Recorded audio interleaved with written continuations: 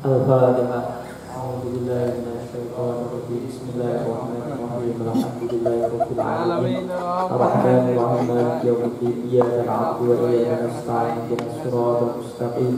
Shiratal ladzina an'amta 'alaihim ghairil maghdubi 'alaihim waladdallin. Amin.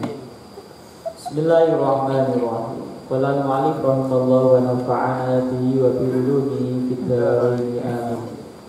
Al-hadisus tsani wal ishrun. Al-hadisus tsani utawi hadis kang kaping 7 wal ishruna lan 20. Berarti hadis ke-22.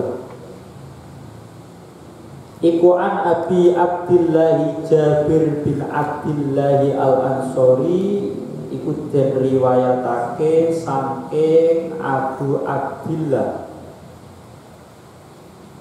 Abu Abdillah berarti bapake Abdullah. Jabir rupane Jabir. Jadi yang meriwayatkan namanya Jabir, dia punya anak namanya Abdullah. Jabir ibni Abdillahi kang dadi anak lanange Abdullah. Al-Ansori kang bangsa Ansor. Berarti dari kalangan Ansor. Radhiyallahu anhuma. Radhiya muga-muga ngridani Allahu sinten Allah anhuma saking Jabir lan Abdullah Al-Ansori.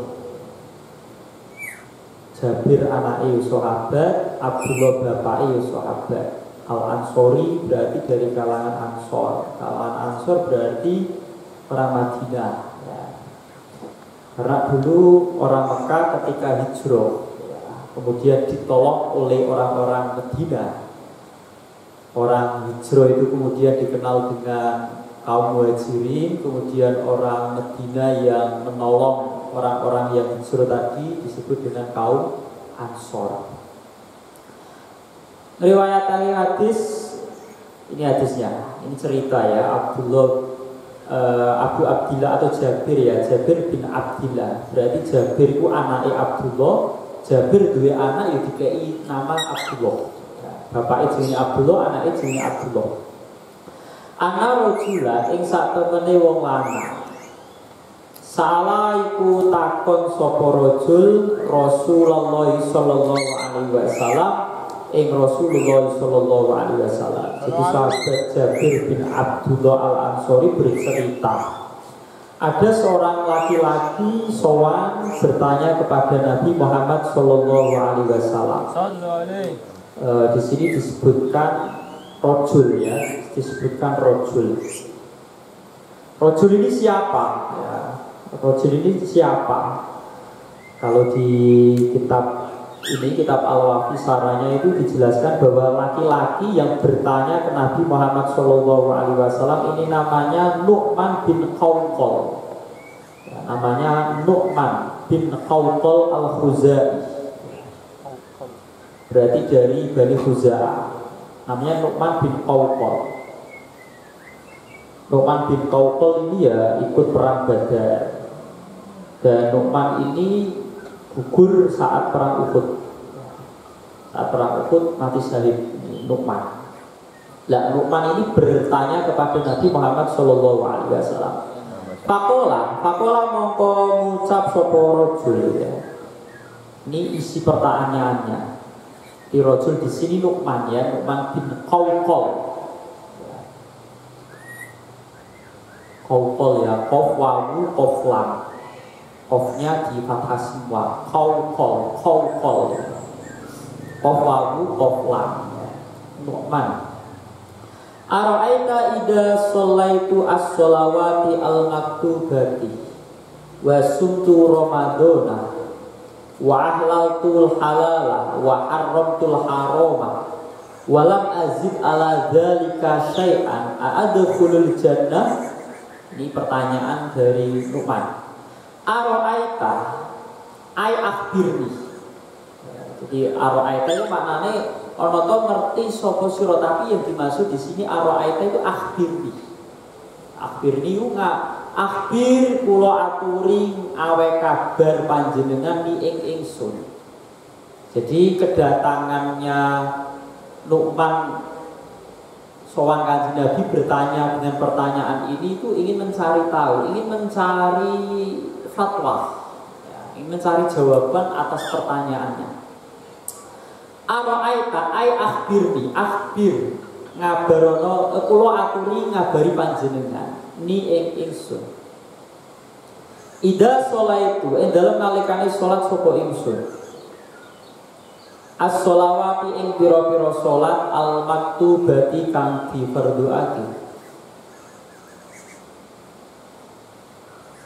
Wa sumtu lan poso sapa ingsun Ramadhana ing dalem bulan Ramadan.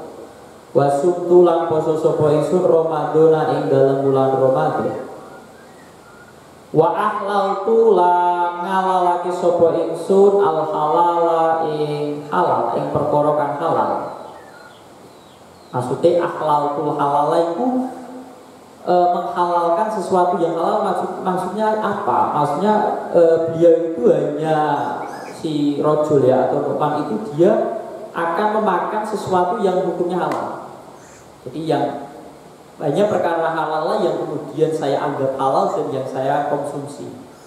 Wa haramtu lan ngaramake sapa ingsun al harama ing perkara haram.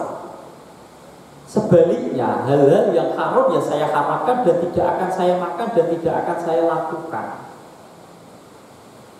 Walam azid lan ora nambahi sapa ingsun ala dalika ing atase mengkono-mengkono sholawatil maktubat ila akhiri. Sholaitu sholawatil maktubat ila akhiri. Syai'an ing swiji-wiji.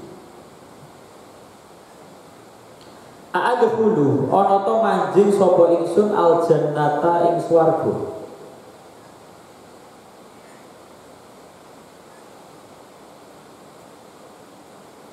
Maksudnya ngeten.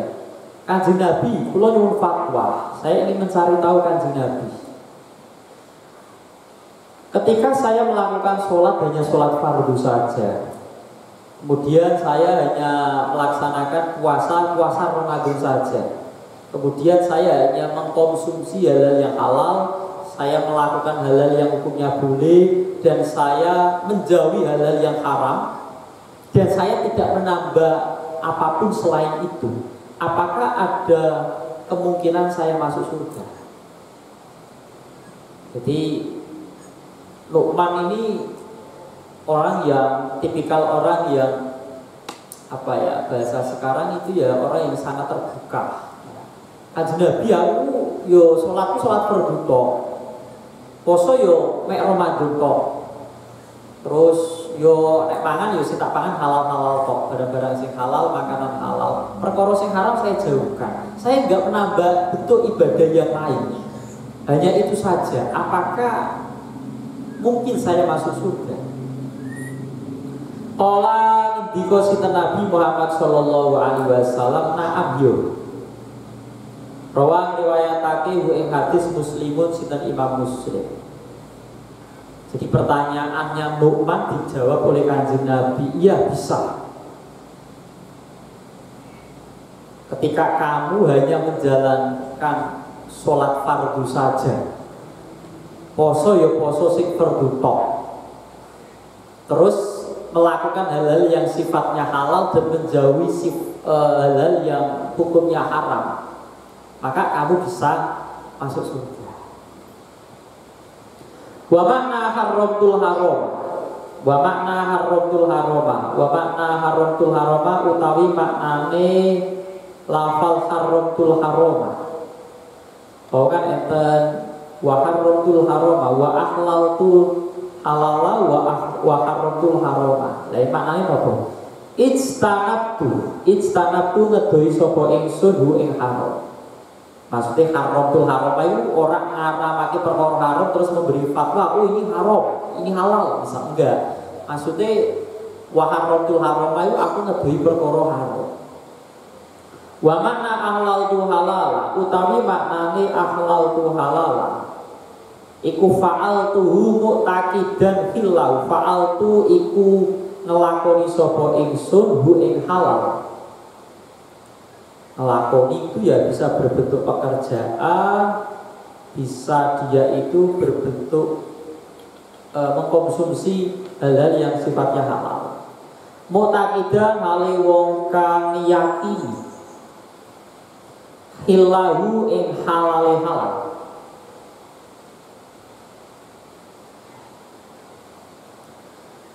Jadi Luqman ini sangat realistis ya, jadi sangat realistis. Jadi pertanyaannya itu, Kanjeng Nabi aku sholat fardu tok. Oh yo ora sholat sunah Kanjeng Nabi, sholat fardu tok. Terus posone yo poso pendak Ramadan tok. Terus perkara sing haram yo tak doi. Sing tak lakoni perkara sing jelas halal. Ngoten iku kula saged masuk swarga napa boten Kanjeng Nabi? Oh Kanjeng Nabi rahmatan lil alamin ya. Jawabane Kanjeng Nabi napa? Nah, bisa. Jadi wong kuwi bisa selamat, ini gampangnya agama ya. Dari sisi ini menunjukkan bahwa agama itu mudah. Ketika seseorang itu hanya mengerjakan hal-hal yang sifatnya fardu, itu bisa menyelamatkannya. Jadi melalui Luqman ya, kita jadi tahu orang kalau hanya mengerjakan fardu tanpa mengerjakan kesunahan itu bisa menyelamatkan orang lain. Nah, misal di sini kenapa di pertanyaannya Luqman, kenapa kok tidak ada kata-kata saya mengeluarkan zakat dan saya melakukan haji? Di situ nggak ada. Ya, di situ nggak ada. Padahal rukun Islam itu kan syahadat, kemudian sholat, puasa, zakat, haji. Tapi yang disebut di sini syahadat kan jelas rukun Islam, wis ya. Terus yang disebutkan hanya sholat dan puasa.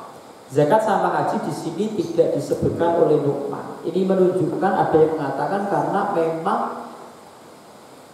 karena fakirnya Luqman.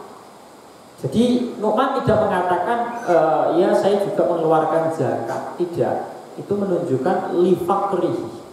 Karena dari sisi kewajiban zakat itu ada syarat orang itu wajib kalau dia mampu. Ya. Kalau dia apa? Mampu. Orang wajib zakat fitrah, kewajibannya diantaranya itu ketika hari Ramadan terakhir mengeluarkannya kan malam hari raya sampai imam sebelum naik mimbar. Itu orang yang wajib mengeluarkan zakat fitrah itu dia harus mempunyai sesuatu makanan pokok yang lebih untuk keluarganya, dia dan keluarganya. Kalau sudah melebihi dari kebutuhannya, itu baru dia wajib. Itu kan menunjukkan bahwa orang wajib mengeluarkan zakat fitrah syaratnya dia harus mampu. Dia punya, kalau di sini kan beras, ya. Dia punya beras lebih dari cukup untuk keluarganya. Nah kelebihan itu kemudian dikeluarkan untuk atau atas nama zakat fitrah. Nah, zakat mal malah syaratnya harus orang itu kaya. Kambing minimal harus punya 20 kemarin 40. Harus punya 40 kambing baru wajib nopo zakat. Berarti kan orangnya kaya. Ya, orangnya harus apa? Kaya. Nah ini kan menunjukkan bahwa zakat itu ada sisi syarat dia harus mampu. Haji pun demikian. Manis tato'a ilaihi sabila, dia harus mampu. Oleh karena itu Luqman tidak menyebutkan saya mengeluarkan zakat, saya melakukan haji. Jadi di saranya dijelaskan li fakri, karena kefakirannya, karena sifat fakir atau keadaan fakir dari Luqman itu.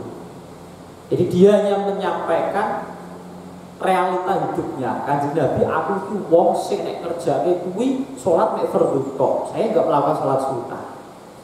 Kemudian saya puasa cuma tiap Ramadan. Saya enggak puasa Senin Kamis, saya tidak puasa Ayyamul Bid. Puasa Ramadan tok.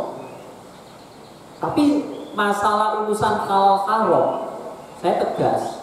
perkara haram saya tinggalkan, saya jauhi. Perkara halal saya hanya akan melakukannya, hanya akan mengkonsumsi makanan yang memang jelas-jelas kehalalannya. Itu Kanjeng Nabi. Mungkin nggak kalau saya hanya melakukan ibadah seminimal itu apakah saya bisa masuk surga? Jawabannya Kanjeng Nabi, nah bisa. Nah, ini menunjukkan bahwa ad-dinu yusrun, agama itu mudah. Nah, ini juga di sini menerangkan bahwa kalau di sini ada judulnya Thoriqul Jannah. Thoriqul Jannah itu jalan menuju swarga, jalan menuju apa? Surga. Jadi Nu'man ini sangat ingin masuk surga, dan Nu'man ini ingin mengetahui bagaimana cara masuk surga. Makanya hal-hal yang dikerjakan oleh Nu'man, apakah saya mengerjakan hal yang hanya seperti ini? Seperti meskipun kelihatannya remeh, ini susah. Ya kelihatannya kayak minimal, maksudnya ya sholat fardu kan, ya memang sholat fardu kan dikerjakan ya karena memang fardu. 2 Ramadan ya karena wajib. Menjauhi perkara haram ya karena itu larangan. Terus memakan atau mengerjakan hal-hal yang sifatnya halal ya karena itu memang tuntutan. Tidak ditambahi apapun. Nah ini menunjukkan bahwa ini bisa menjadi jalan masuk surga, ya, jalan masuk surga.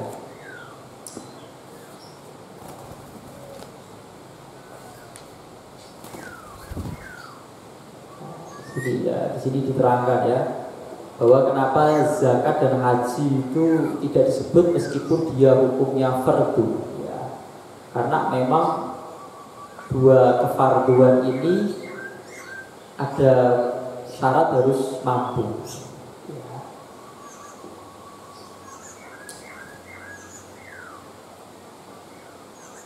Tapi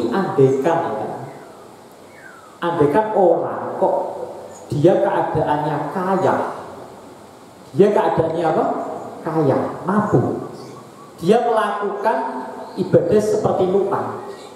Ya, dia melakukan ibadah seperti Nu'man. Hanya sholat fardu, hanya puasa fardu, menjauhi haram, terus melakukan hal yang halal.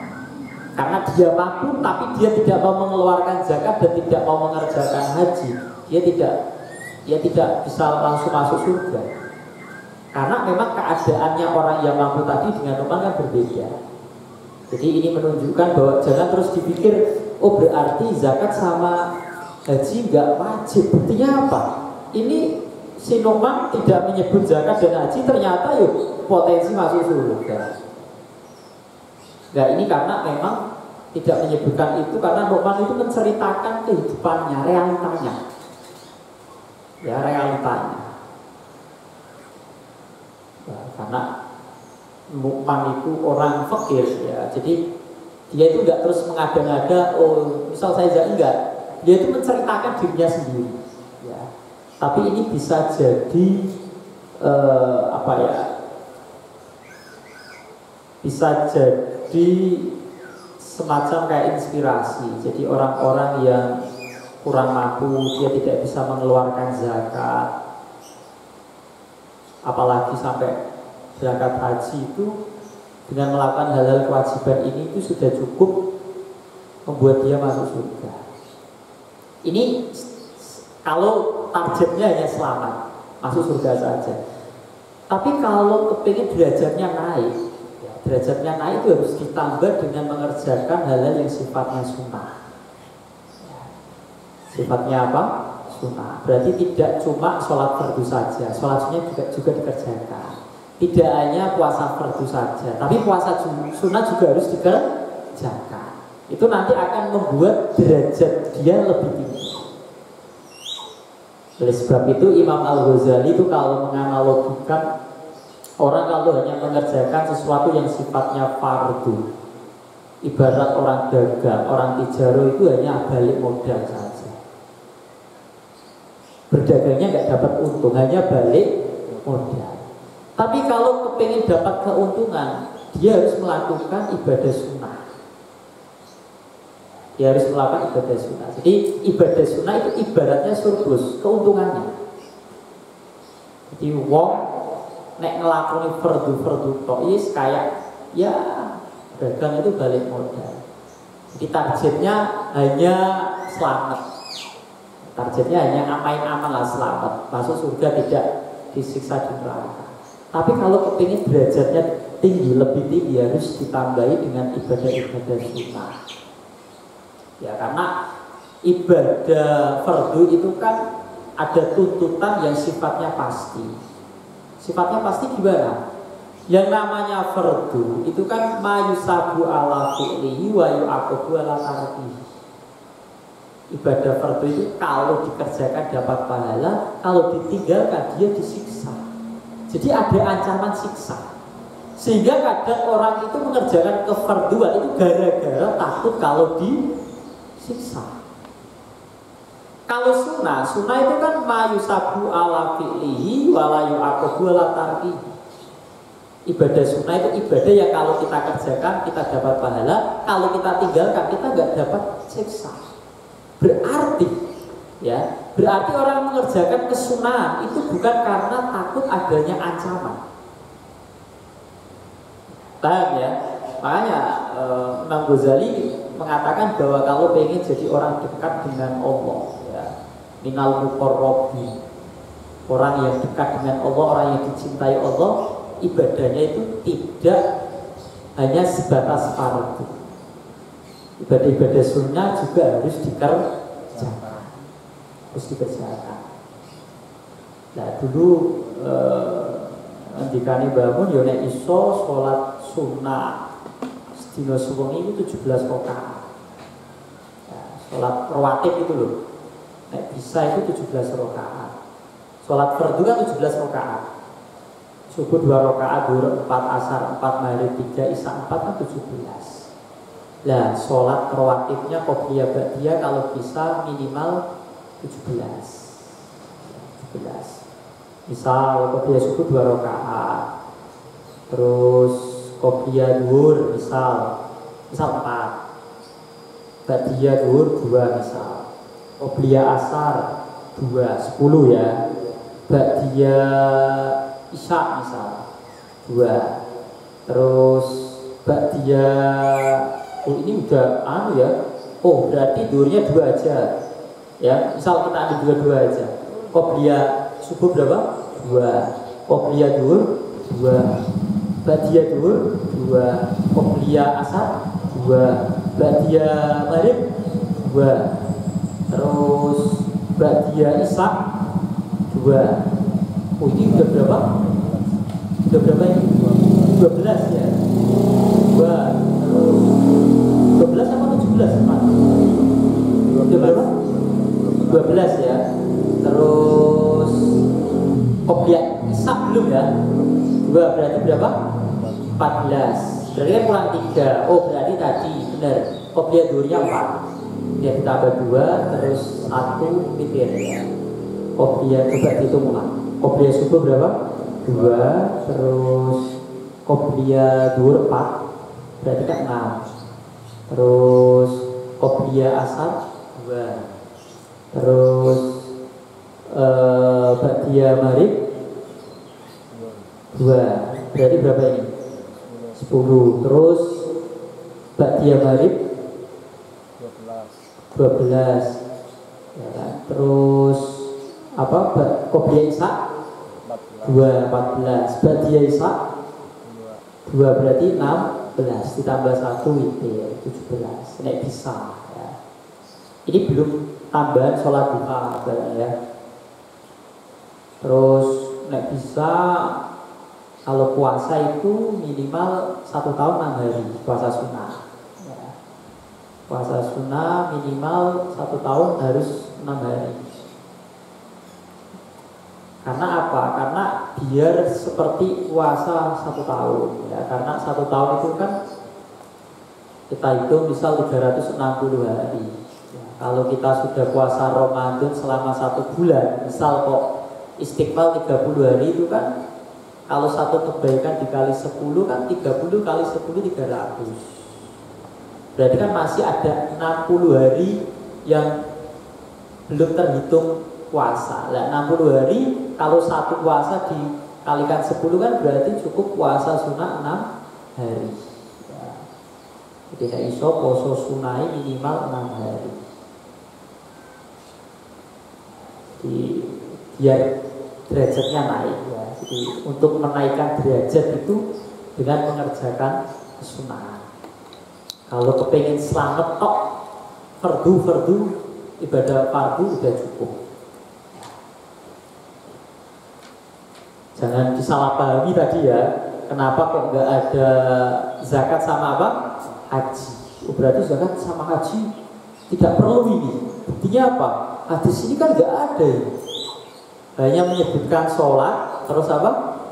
Puasa, kemudian menjauhi perkara haram dan melakukan hal-hal yang sifatnya halal. Itu udah cukup masuk surga? Enggak.